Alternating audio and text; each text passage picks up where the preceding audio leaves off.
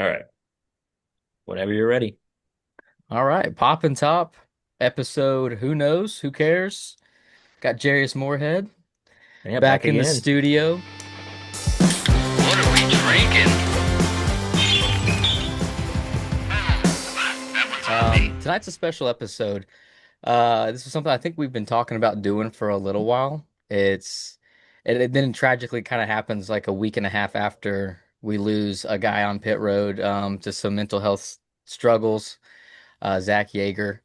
Um, it's close to my heart when it comes to mental health, and Jarius will dive more into our stories and stuff here in a little bit. But this was something we've been wanting to do for a little while now, and this is also for the anybody at home that hopefully it'll just bring awareness to people talking about their feelings and putting their pride away. Like even if you feel like you're too big and you're too strong, you can talk about what's going on, what you're feeling, and just having a good support group around you. So. This is Poppin' Top. So, Jarius, what are you drinking tonight, man? You drinking anything? No, not tonight. I ain't Nothing drinking. tonight? Yeah, not tonight. All All right. good, all good. Well, I'm just drinking some Pepsi, man. That's what I figured I'd drink. Um, so Yeah. here's mine. I didn't want to drink any kind of alcohol or trying to talk about mental health. Who knows where that would snowball and spiral into? Conveniently, I bought like a handful of like beers from Trader Joe's the other day, and one of them happened to be non-alcoholic. So I was like, this is fitting for this episode. So it's Athletic Brewing Company, the Upside Down Golden non-alcoholic. So Nice. we'll see how that Sounds like goes. it might be good. Yeah, Heck it yeah. looked good. I bought it, but then I was like, oh, never had a non-alcoholic beer before. We'll see how this goes. That is good stuff. I gotta fix one little thing right here on the Oh my live. goodness. Otherwise, we're good and we're going. So, Yeah. Jarius, this is something we started doing last time. So we started since we were on last time together. We started doing going TikTok live, which I think you've jumped in on some of the 10 away stuff or Yeah. even Yeah. Pop and Top. It's a good way for people to interact. Most of the people I think that follow me are foreign, so I don't know if they're gonna understand anything that we're talking about. But um, I guess we'll start, Jarius. So, what is your relationship with mental health and the things that you've gone through? I know you were on a show like Good Morning Charlotte or something like that a few weeks Yeah. ago. A few weeks So, ago, I was in there just talking about just mental health in general, what I've been through. It was a short little, probably less than 3 minutes, honestly. I thought I was gonna get more time, or they okay, said 4 minutes, and that 4 minutes went by fast. But just flew by. yeah, just coming out of college and growing up, the way I grew up, it was a struggle. Like told them on the Good Morning Charlotte, I was like, yeah, I had a village, but even though you're the strongest, the happiest, it didn't feel like it. So I went through a lot of stuff, mental breakdowns, didn't know what the next step was. I didn't know what it was. I didn't know what the next step was. I didn't know how to get out of it. I didn't know who to go to. Same thing in college. I was a big time athlete. I was a 3 year starter. COVID happened. Now it's like, dang, what am I supposed to do now? Like, Right. what am I supposed to do for work? What am I supposed to do in life? Like, all I know is I'm a football player. That's all I've been doing. Grew up doing it. And honestly, I think it should be a study or at least a big group where, like, college athletes go out and like this is all we know is football, basketball, soccer, lacrosse, whatever you play. It's like you never know when it's your last time and how you're gonna react to it, you know? So yeah, I struggled a lot with depression and just going through every emotion that you can name after college and in high school. So, and like I said, I was a big time athlete in high school and in college. So it's definitely a struggle. Yeah, Yeah. I understand that fairly well. I don't think I've had to quite battle I think what you're kind of talking about is like your identity after sports. Like that's something I've thought about when the day comes that what's my identity going to be? Because a lot of times people will see me from school, they just like, oh, you're Blake for you work in NASCAR. Like they just know like social media or something that they're like, you still work in racing, and that's kind of my identity, right? Well, I try not to talk too much about racing outside of being at the racetrack.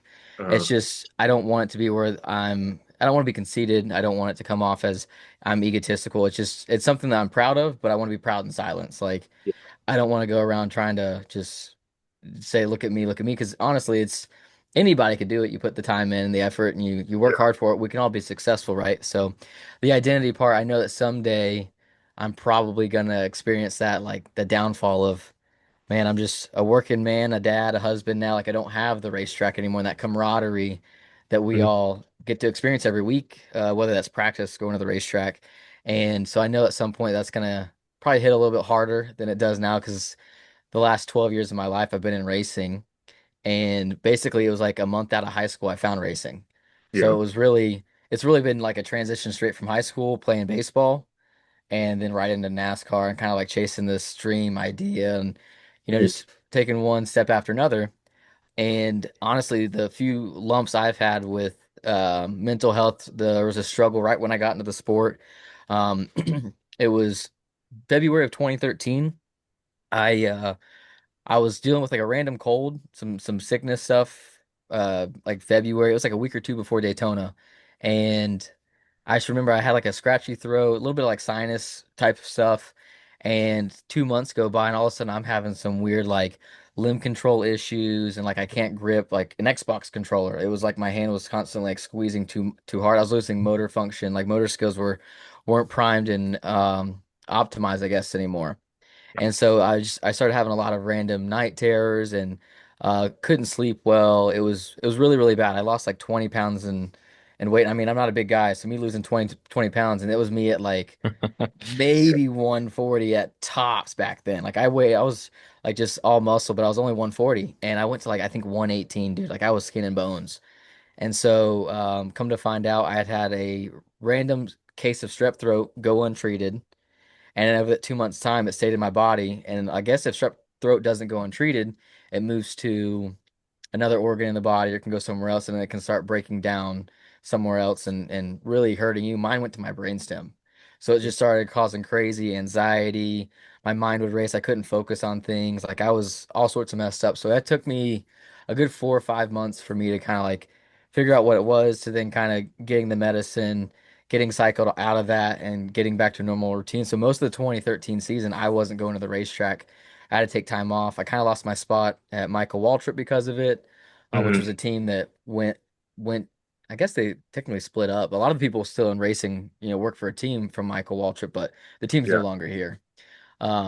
But it was a really rough time. That was my first real battle with it. Like we didn't know what was going on. Like I legitimately had forms of rage where I couldn't like stop. Like I just needed to like rip paper and stuff until like it had calmed down. Like I was all over the place and so that was kind of like my first real battle with any kind of mental illness, depression, anxiety and stuff that I think once you kind of get exposed to it, you can't just erase it. It's not like it's not there anymore. Like, it's kind of like once that can of worms is open, it's there for the rest of your life.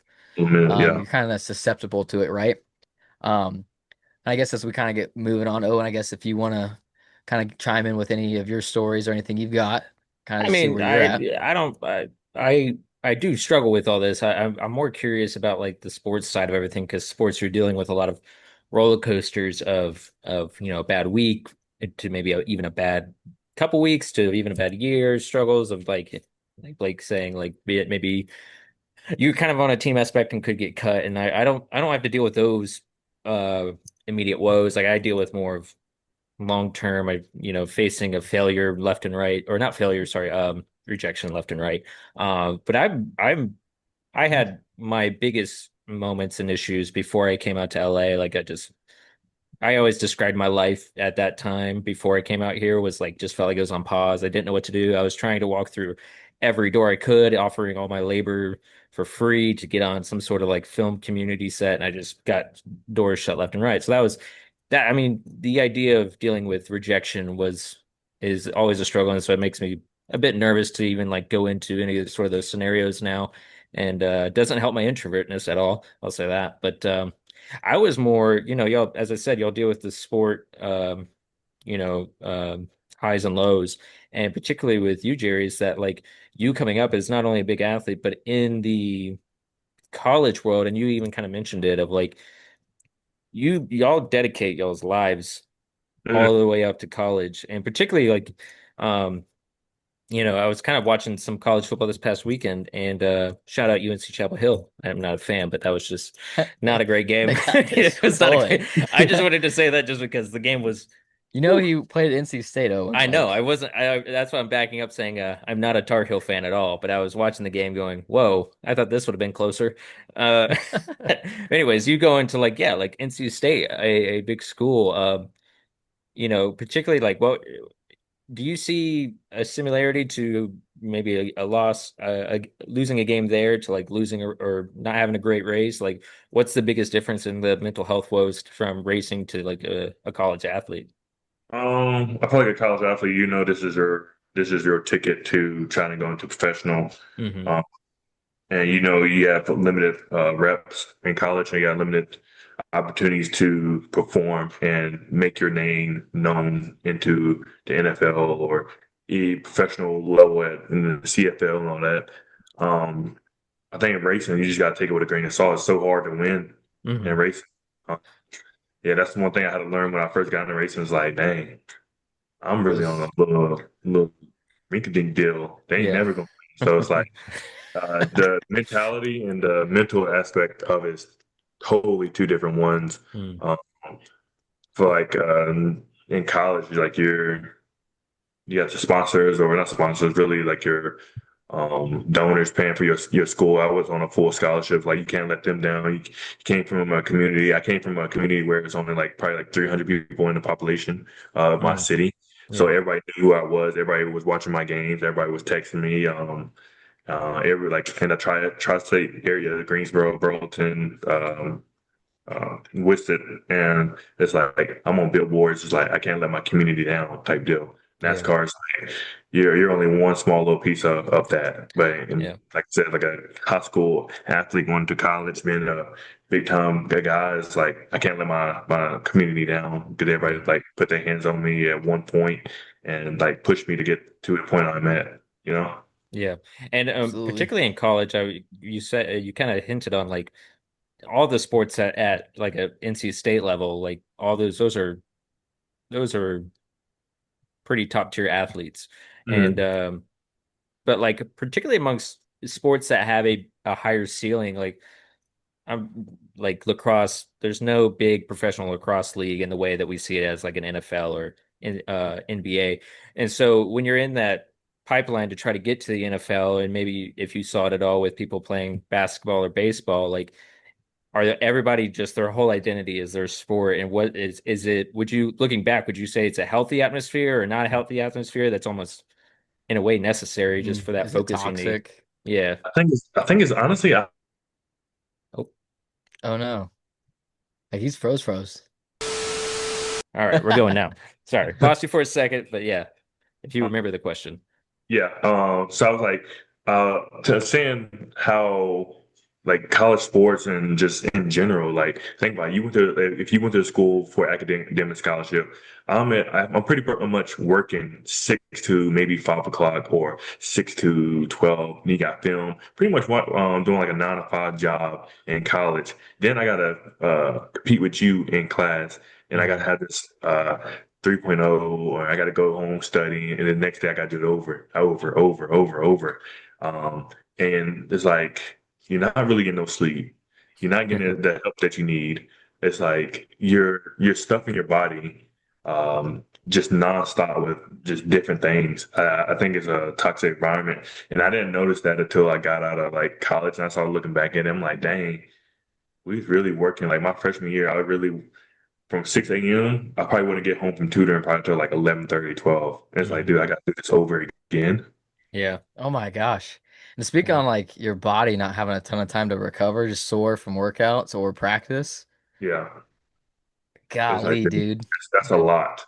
Is Yeah. it on, but like looking back, does it feel in a way necessary, just that brutal nature that is there of just trying to balance two full-time things, or could it be improved? I think it definitely can be approved. Yeah. How, I do not know because the college football is definitely a taxing sport on your body and mentally. It's just you're competing. Like the world is changing from just like you don't go to workout. There's a guy that's at Clemson University that's outworking you. but he probably got more tutors, all this blah blah, that's helping you do your work type deal. So I mean, I don't know. Yeah. It can work out some way. You just got to figure out a way. Yeah, definitely. Um, I'm we do also have a question if okay. Yeah, we go want ahead to and ask me. interject one. So Amber asked, if you could try any other position on the crew and have a different job, what would you choose? I mean, my size, I'm limited, man. I think I got one position only. Jarius, would you do I anything different? I feel like you could be a mean, jack, man. I did real changes when I first started. I definitely can do jack. Okay. I think it would definitely be fun. Every day in practice, I'd be trying to switch with Cody. I'd be trying to switch with him, jack. But then it's like I don't know. It might go bad. It might go good. I don't know. You got Yeah. the perfect size. You basically could do any of them. Maybe fueling would be the only one that would be. I think you're still strong enough. You could still fuel, but Oh no, I can um, still do it. I tried I it. think The Phillips have to you're do you're the ultimate size. Like he's got the weight. He could fuel. He could jack. He could carry. Obviously, he can carry. He could even change. So me, on the other hand, I think I'm destined to just be a changer. Get on your knees, Blake. Go to work. it. And for me, I want to try being the crew chief. It wouldn't work out well. It What wouldn't would end you well. want to do? Honestly, I think changing is still the most. Jacking would be the most enticing to me if I had the size. Yeah. I think that would be the fun one to do is jack. But Yeah, Yeah. I feel like that's the most pressured position. I would definitely love that. pays the most money now, man. Being a jack Yeah. man. Oh, really? So it's like the I mean highest paying the one? stop the one lug stops come down to being a jackman, how fast your jackman can get the car up. That is I'm true. talking about going back to Follow though. You think we are? That's what they've been talking about, 2027. But Really? I don't think I they heard will. some speculations tonight about 27, 28. There's some different spec stuff coming, but I thought it was only for the truck series. So who knows? Meet in I the But think middle. Cup Do like is three gonna lug. follow. If there's they a lot do, of fans. There's a lot yeah. of fans that miss that five lug stuff, which Mhm. I'm good with either, man. I still want to learn how to do one lug. I would love to get really good at it. I haven't really gotten much practice with it. Yeah. But Well, yeah, so asking about Owen, I was going to ask a question about the team aspect between obviously college football, but then also being on the different teams you are in NASCAR. Mhm. You've talked about being in college and it's competitive. Everyone's trying to get to the NFL. But is the team aspect um different in the way that like, everyone's trying to go for this goal versus like in NASCAR, maybe it's not as competitive in that sense internally. Is there a huge difference in that? I think with NASCAR turning to just like all college athletes, NFL guys, is like the competition's still high. Your Mm, job is to, still that 1 second, compete, be better than the guy that's next to you. But mm, like team atmosphere, I feel like it's just smaller. Probably hmm. got like what 15 guys Absolutely. to from road crew to pit crew. Not that many guys, but the chemistry is pretty much the same.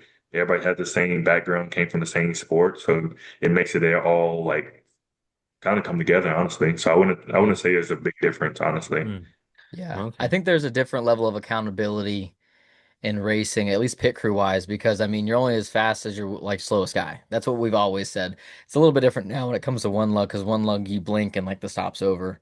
Five lug you got a little extra time, Yeah. but I mean you got to be accountable, and if someone's not pulling their weight, you're gonna see it in a pit stop, you know. Well, a question So. for I guess for Blake now would be you didn't come straight, you weren't at a college level, but you played sports all throughout your, high school and stuff. But like you getting into NASCAR, dealing with those rough weeks, maybe you have those rough stops, you're on a team that has potential to win and or stuff like that, and having those rough stops. But like, did you feel your mentality was already trained to shrug something off quickly and you look forward to the next Mm, week? Uh, yeah, because I feel like Jarius, maybe you were kind of already in that mindset of like, okay, we lost this week, we're gonna go win this week, and we won this week, but we still have to keep it up. Mhm. Was that, I mean, both of y'all is that something you had to change up for, or maybe already had a, good amount of experience and knowledge on how to switch those modes in and out? it's a good question. Um, you can go ahead first, Blake. I got you, bro. Because Honestly, it for me comes down to personally, if I being. messed up and it was on a good race, I'd be like, I'm gonna go yell into a I mean, at the end vacuum. of the day, like nobody's perfect. Crew chief's not gonna make a perfect call. Your front change is not gonna be perfect. Your jackman's not gonna be perfect. Your filler. might miss a gallon of fuel because you miss an engagement. I'm not Yeah. gonna be perfect. So like if I miss a hang, I'm like, dang, next rep, we got another one. You know what I'm saying? So it's like Yeah. Yeah. NASCAR, you can blow a tire, get ran over, whatever. I would say first stage, and you still win a race. Like it's still a long season. There's still a lot that can happen in that race. So it's like I'm like a next play mentality guy. Like if I Yeah. mess up, I mess up. I can't do nothing about it now. Yeah. Yeah, you for sure, at least at the racetrack, you got to have a short-term memory. Like if you mess up, you got to erase it and just like you got to be able to inflate your own ego to some degree. Like I can do this. At least this is how I think. Is if I had a bad stop before, I got to learn from it. Maybe there's something I got to adapt to, like changing five lugs. Sometimes those wheels are hotter. Those lug nuts don't want to come off. So I got to kind of adapt and think about it. Like, okay, next stop, I'm going to try to slow down a little bit, be more precise.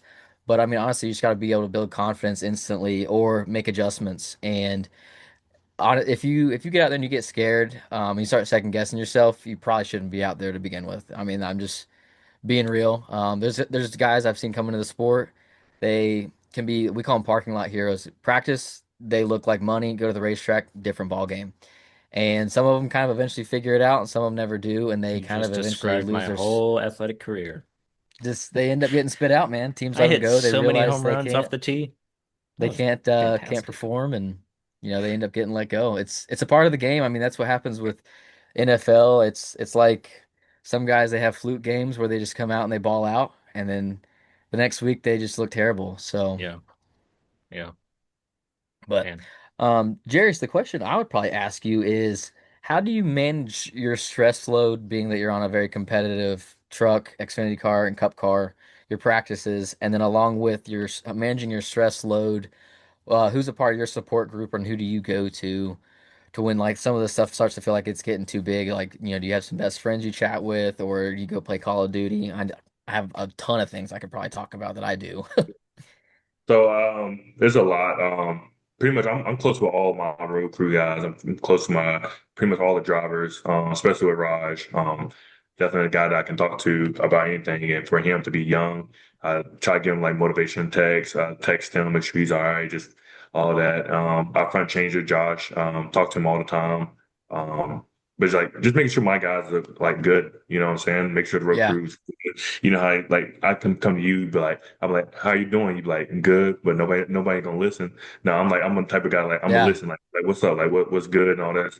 And I think with all my guys from both, well, my truck and Xfinity is the same. And my truck team, we can literally talk about anything. We can talk smack to each other. We can tell them be accountable to each other. Nobody's gonna say like get pissy about it, anything. So I think just my group in general is it's like a safe space, no matter what, if it's bad or good. It's like somebody's always going to be there to pick you up. Um, Play the game sometimes if I'm like stressful, but usually I'm not like stressed about work. It's like I said, if I have a bad practice, it's like, dang, I got tomorrow, and then if I have a bad practice on Tuesday, okay, what did I mess up on Tuesday to fix on Wednesday? You know what I'm saying? Yeah.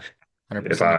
don't fix it on Wednesday, okay, let's do some extra work on Thursday. You know what I'm saying? So I Absolutely. try not to get too stressed about work because work is not very stressful and it shouldn't be. You should have fun. So like I said, like I just have fun with it and try to enjoy it. And then when it's weight room time, it's like push the weight out, put some music on, get the anger, get that stress out, just enjoy the time and just thankful and blessed the job that I have, you know. Hmm. Yeah. Absolutely. Absolutely. I mean, at the end of the day, we do have a really cool job, a very unique job. A lot of people would want to have our job if they had the opportunity, and that's something I always have to kind of keep in the back of my head is when I'm getting too far ahead of myself and getting mad. It's like you got to kind of remember where you started, right? You got to look back at the path that got you here and be appreciative of like, man, everything I did got me to this point. Got to believe in yourself. Got to keep moving forward and being confident, kind of like what I said a little bit ago. But yeah, that's good stuff. I have a lot of different things I've done over the years. I think gaming is one big thing I kind of go to like just escape the grind. Like, I'll be honest, dude, the night y'all won Nashville, I felt that race for days because it wasn't a whole lot I could do in the moment when we had the right front, just we couldn't get the right front on. Hmm. And I just remember thinking, I was like, we might have had the best truck, had a chance to win, and we lost the race on pit road because we lost like I think 6 spots. We came Hmm. down first, went out seventh, And I think it was till like Tuesday or Wednesday that week. I was just like, oh, man, like we should have won that race. And I mean, it wasn't. If I was gonna lose anybody, I'm glad it was you guys, you know. But just you felt that, like anytime you ever mess up and you really know it's kind of on your all shoulders, like the pit crew, you Yeah. just feel it. You just feel it to a different level for a little while. And that one's the one of recent memory that I just remember. I left the track and I was just bummed. Like, man, we know we kind of let them down. Yeah. Yeah. So, Yeah, I really um, liked what Jerry said, particularly kind of that safe space and that I would go as far as say unspoken safe space.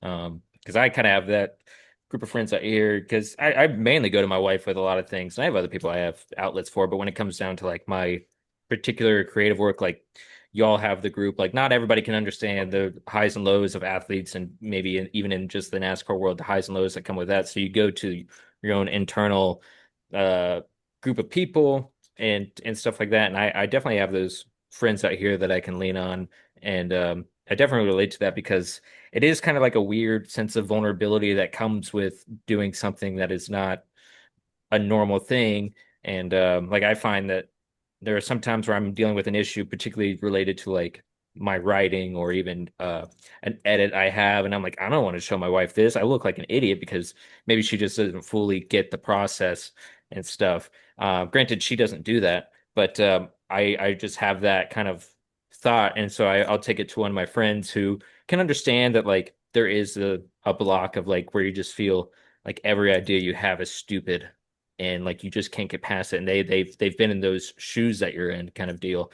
And yeah, it's kind of one of those things where you need those unique safe spaces as particularly I don't love using the phrase safe space, but it's like that's the unspoken thing that I can relate to y'all with that you definitely need those people who understand the shoes, the unique shoes that y'all are in and the yeah, unique path that y'all are on. yeah, for sure. I mean, I stand right next to that. That sometimes you have to go find the people that you truly like know and understand what you're going through. Sometimes you know you're not alone.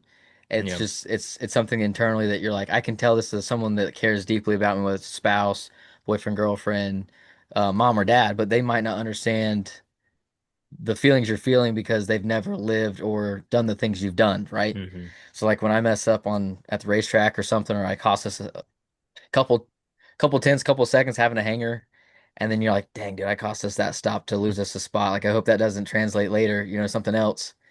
Yeah. And so Jarius would be a guy that would be like, dude, I understand. Like for some reason we're we're we're always gonna mess up, and it's just Yeah. something you got to be able to push through. And like we said, we always make mistakes. We're always pushing to be perfect, right? Even though we can never quite be perfect. So Yeah. it's interesting.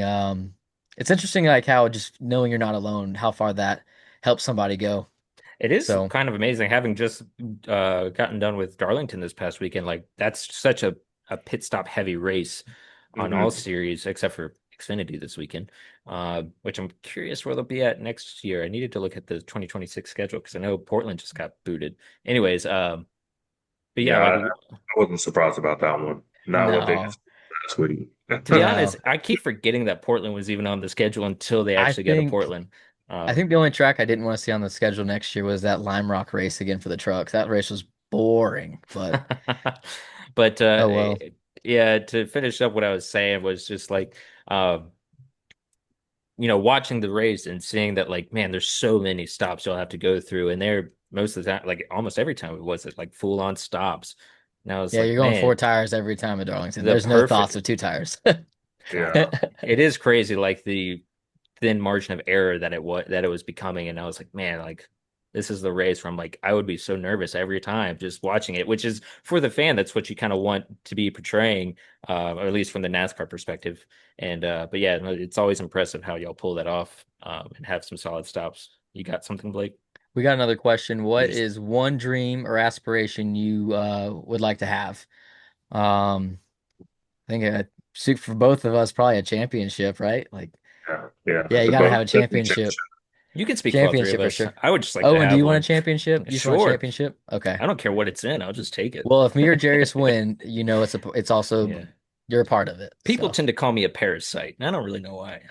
uh, um, all right, Jarius. So while we've got some downtime, do you have like a favorite quote, Bible verse, something that you tell yourself daily before a pit stop? You kind of just think to yourself, this is why I do what I do. Something that just when you're feeling down, like this is something that just helps you feel better. Oh, I think you're muted. 16. Oh, there we go. Oh, is it working now? We can hear you now. Yeah. 16, yeah. As a man's gift makes room for him and brings him before man. And live by that quote just because of who I am and the gift I bring is not athletic ability, it's not talent. It is who I am as a person. When I walk in the door, I'm gonna be the light of the light of the room. I'm gonna be a happy soul. I'm gonna bring that energy and have like I said, that energy. Nobody's gonna have a bad attitude around me. Everybody's gonna smile. Every time I talk to somebody, they feel comfortable. They feel like it's a safe place. I give people like an open room to listen if you gotta talk. Um, and that's something I live by. I mean, I heard the lady was talking about, for example. It was a pit crew guy. Didn't know who it was. I know a lot of faces, and he was talking. He was talking so much like good things about me. I'm like, I have never talked to him in a day of my life, but it's I guess you wouldn't can't say it's a rumor, but it's like It's that's like a what they think. reflection of you. Yeah, the reflection of me is like that's what they think of me, and I'm Yeah, like, dang, I didn't know the people think about me like that. Like it's just who I am. It's just yeah, just that's the Bible verse I live by. Yeah. that's awesome, man.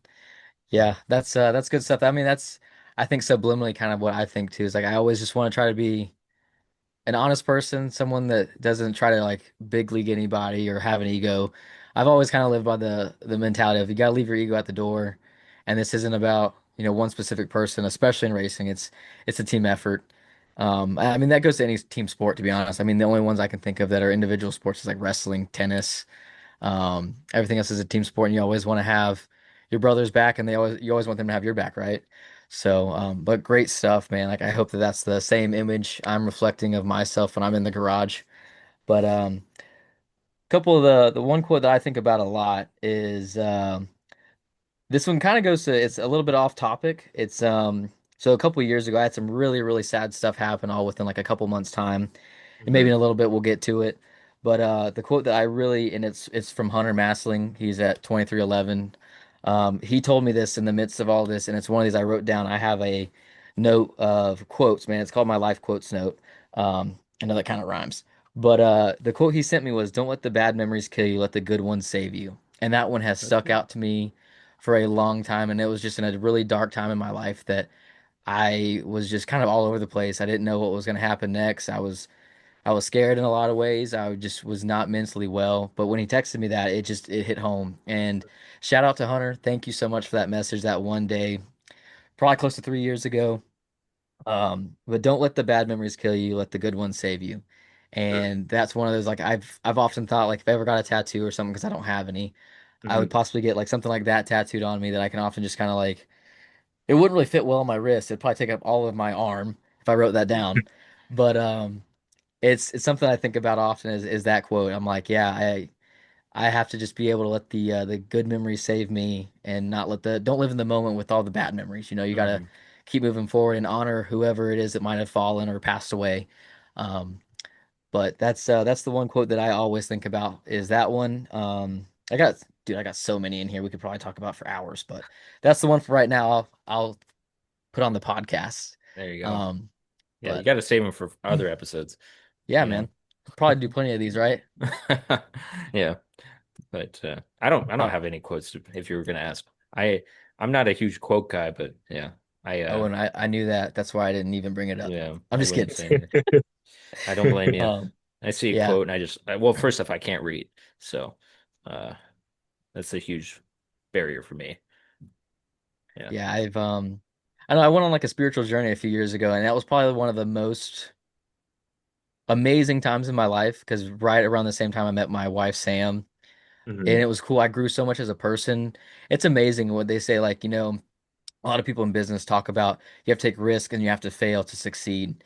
And that's a lot of things that you can translate to other parts of life. And in my opinion, I failed in a lot of ways in several different things, but that was the most I've grown to in a short amount of time was after all my failures. And it's something that makes you feel very vulnerable and you can move forward in, but you also have to be able to like speak on the things that you're having trouble with. Like I went to a lot of counseling. I went through a lot of I've met a lot of good people too in my life now that I met at that time.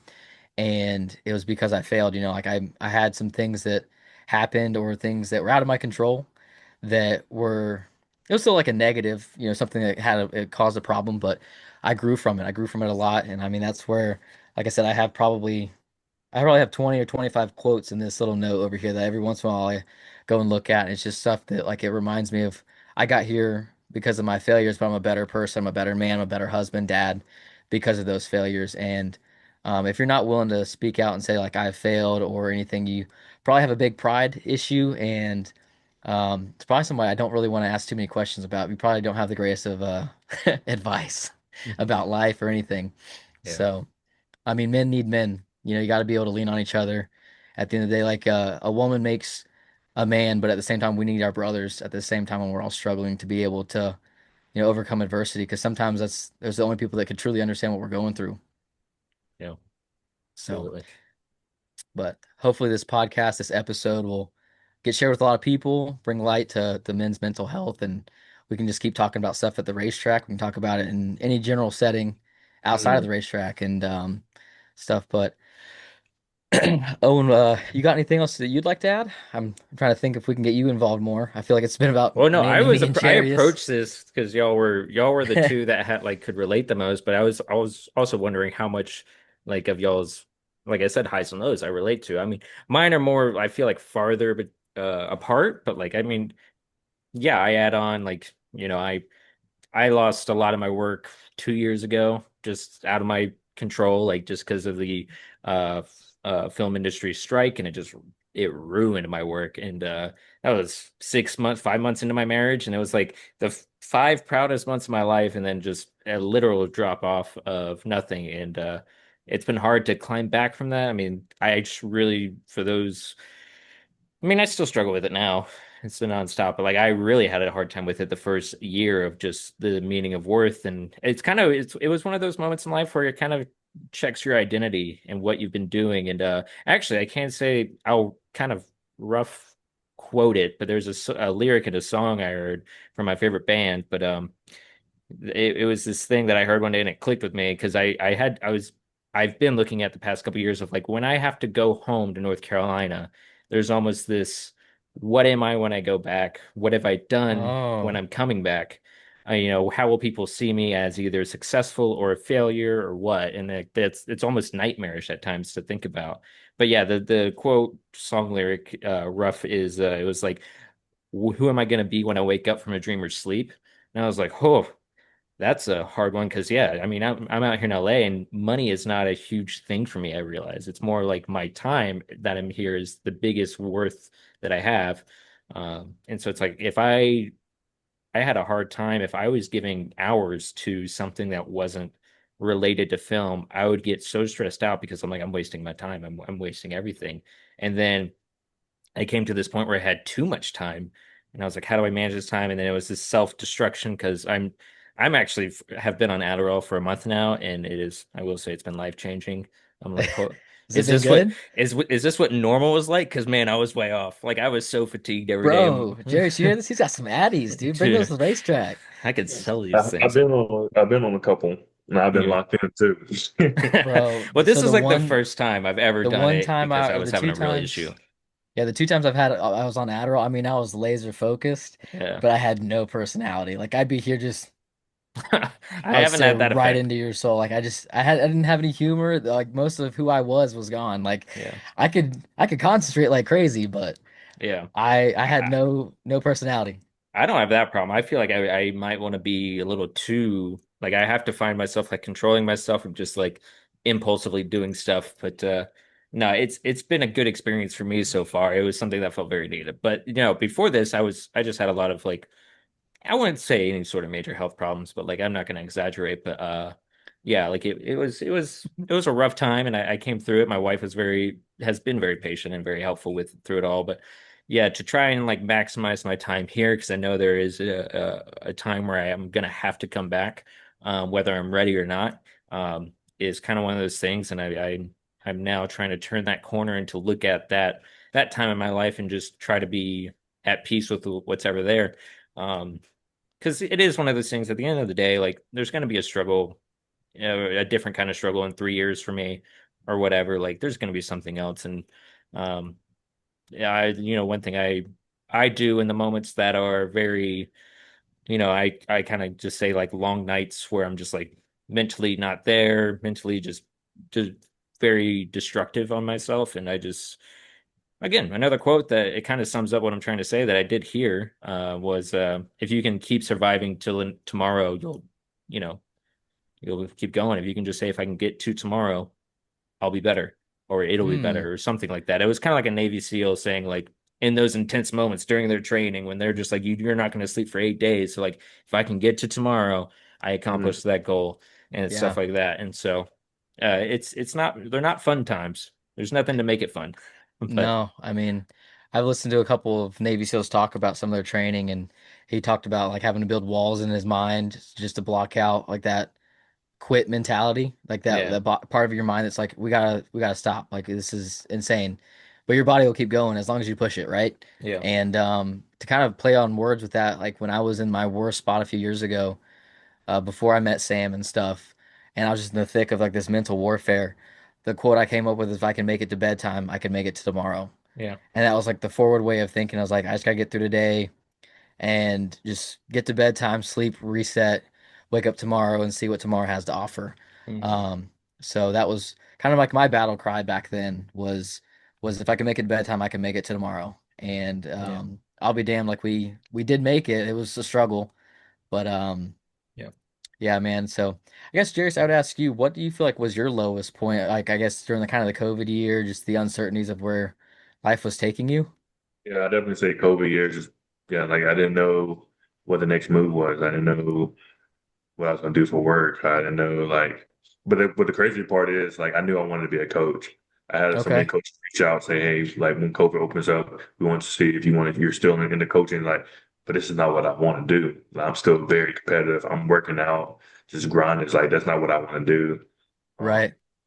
it was just an uncertainty of what's next, what's going to happen, where I'm going to live. Because I was 20, what, 21, 22. I could have easily with my mom, but it's like I want to go do my own thing. I want to go do this and that. Like I'm not where You're some like of you're my friends, independent. you know what I'm saying? Like I played with, I think it was 21 out of 22 guys that made it to the league. I was the only one that didn't get an opportunity.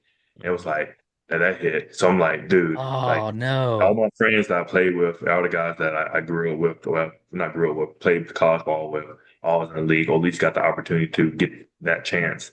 And And you I'm never like, dang, did. I never did. I didn't even get a sniff the film. And it's like, dang. Yeah, And it hit home. Because like I said, this was the golden ticket. This is my chance to do what I was wanting to do. And I'm not like that one guy that walks around pit road was like, oh, really nice. Like, no, I was really, really good. I was projected to go third or fifth round. mhm, I was top five in ACC. Just just shit happens. I'm Yeah. like, and it just hurt. And then like draft day, my nieces and nephew was there. I'm mhm, over here sitting on my phone, texting the Eagles, the Chargers the whole time.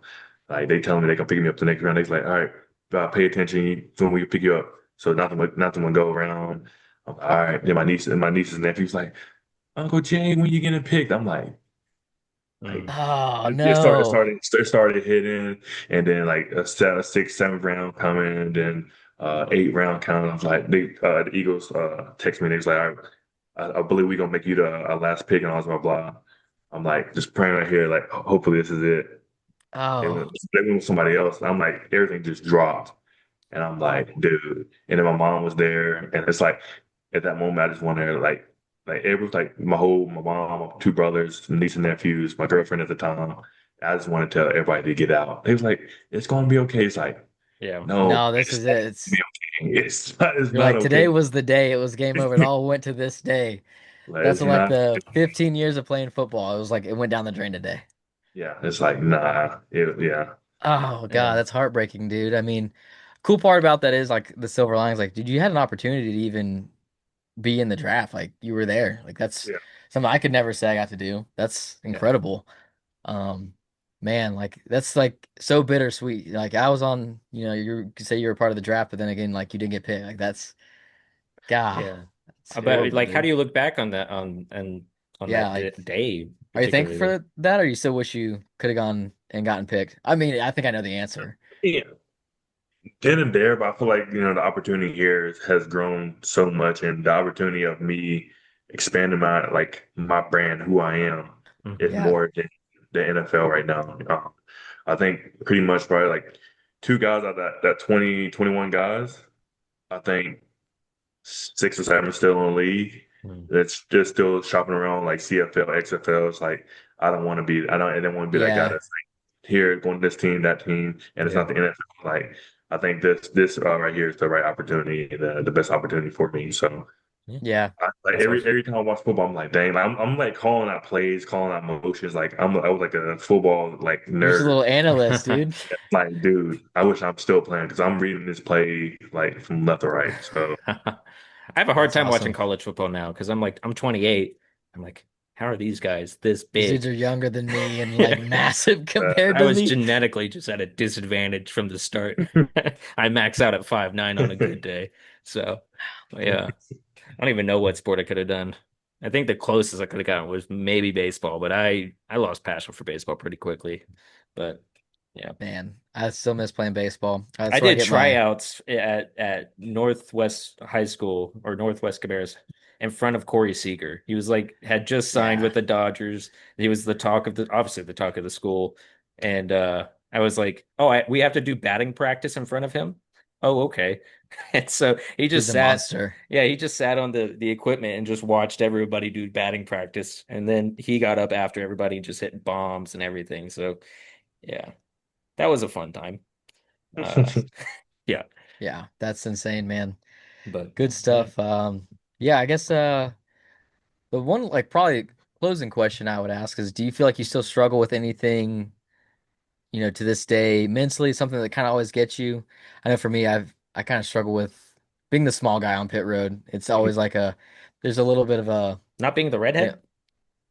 I could take being a redhead, but being a small guy, dude, you always got to prove your worth, right? Like every day I feel like I'm meant to be here. I'm here for a reason, or I look young. Like everybody watching this podcast is probably like the guy in the middle is the youngest one, Yeah. and I'm yeah. the oldest one. And so that always plays some mind tricks on me, and I gotta kind of overcome that. Or I get people like, "How old are you? 21, 22?" And I'm like, "Dude, like, no." But that's a good thing though, because when Yes, you like yes. 45, 50, you can I mean, still yeah, that's something I try to think about, like retrospect. Just one day it's gonna be cool, but at the same time, it's still like it hurts, man. Well, Like I I'm will a say, I dad, I'm a think Blake has husband. been like always looked young his whole life. So he's always been like, we literally got him on a flag football team when he was like a I year was or two definitely, older than the limit. I was a year aged out, and they're like, "Yeah, he can play." Yeah, Like we I was a got him year too in. old, We tore up flag football to dude. the Me and point where they Owen, got suspicious. I would send Owen on fly routes, and I would just like hike, and then like 3 seconds later, It was chuck the ball downfield. That I was think we had Owen. to I think we had to balance out like throwing it to a couple people because like we needed other people to get It could have playing been you time. and me versus all six of them. It Yeah, it wouldn't have was pretty mattered. fun. But Yeah, that's the one thing I deal with is just being undersized, looking young. It yeah. kind of messes with my head. Do either of you guys feel like you deal with anything on a weekly basis, daily basis that's just kind of mentally you always have to overcome? Uh, I don't think so because I'm an open book. Like if something's going on, I talk about it. yeah, Assuming that Yeah. I know who awesome. to go to if I want to get on the game, cut some people out. Like it's like I just rage on the game, and it's You're over good. here hurting like 12-year-olds' feelings, man. You know Yeah. that, right? I don't keep my props on, so I'm always in like party chat because I'm always getting banned or something like that. So I'm always in a party chat. But He's the guys Discorded are up. always, the guys are always dang, what's going on? Like they always open like the vent and all that stuff. So I don't really like have those stressful days and all that stuff. It's just smooth sailing, honestly. I hear you, man. Must be That's nice funny. to look your age and be tall. Yeah. Oh, and what about you? Do you have anything that kind of gets you often? Yeah, I mean, I said it earlier, just it's like failure is a good thing, but when I look at like I'm gonna fail on this like thing I'm gonna do, it's hard for me to start it. I had a real issue with just motivation for a while of doing anything, just because I was like, the road seems so long. There's days where like any sort of success seems so close, and then most of the time it's like it seems far away. Yeah, really just trying to feel like I can actually do it. One thing I've always seen a pattern of in my life is I'm way better the second time around. Anybody can say that, but it's like I genuinely just better like my wife is someone that she can do it right away. I will go fail, and I'm like, do I ask myself if I have time to fail. Will I be in a situation where I can only I only have this one shot? And I'm like, I don't want to be in that situation and with this self-applied stigma of, well, I'm way better the second time around. I get it. Uh, Sometimes you've only got one opportunity. yeah. And it's like I try not to like focus on it too much because I go, well, I'm just creating this weird scenario when in reality, like I can actually give myself as many chances as I need to. I just got to figure out how to get the funding or the team together or something. But yeah, it's really just dealing with my own self-doubt and self worth, and that's kind of the biggest roadblocks I deal with. And it's always I feel like always going to be a struggle to some extent. And I kind of hope it does. I feel like that helps you. I don't know, helps you remember who you are and um, kind of yeah, I don't know. It's kind of a beautiful thing when you come on the opposite of that or see the fruit of that stressful labor. And so, yeah, kind of can make you appreciate it more. Yeah, for sure. Yeah. I understand that. Well, I guess closing thoughts for Jarius. You got anything you kind of want to leave us with, man? I know getting close to time's up.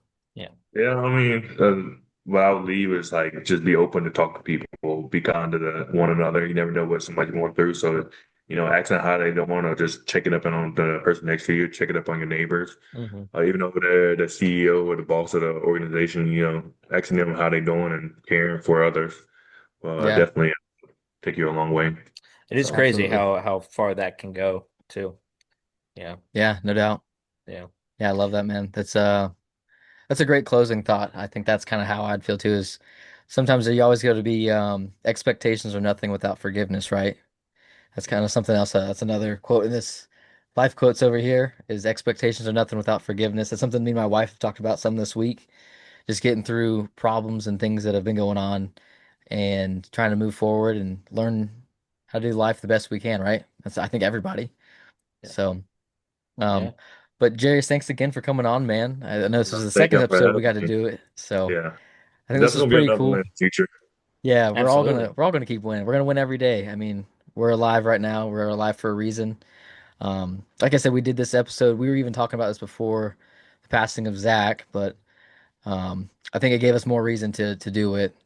And it's sad that he's not here now. I wish you could have seen the amount of people from the one picture I saw that the people that gathered at the 17 holler. And Mhm. I told this to my wife when I saw it last night. I said, I wonder if he would have changed his mind if he got to see this picture for how many people are here, looking at like one guy talking about his life legacy. Is like, would it change your mind if you got to see how many people truly cared and know that you're loved and cared about? So, 100%. Yeah. man, but um, yeah, I guess we'll start to close it out. But like I said, thank you again for coming on. We'll probably do another one of these down the road, kind of a Yeah. mental check every Absolutely. once in a while. Definitely appreciate y'all having me. Definitely a Yeah, dude. dope. Yeah, man. Well, go enjoy your dinner, go enjoy your night, and we'll catch up with you later, man. All right, sounds good. I'll see you on Saturday. See you on Yeah, we're Saturday, bro. going I out in will St. see you on Louis. Saturday as well. See you, dude. Are you gonna be No, no. I'll be there? on I'll What be a behind the TV. jokester. But Yeah. see you, brother. Take care. All right, See you, y'all man. be good. Safe, safe. As well.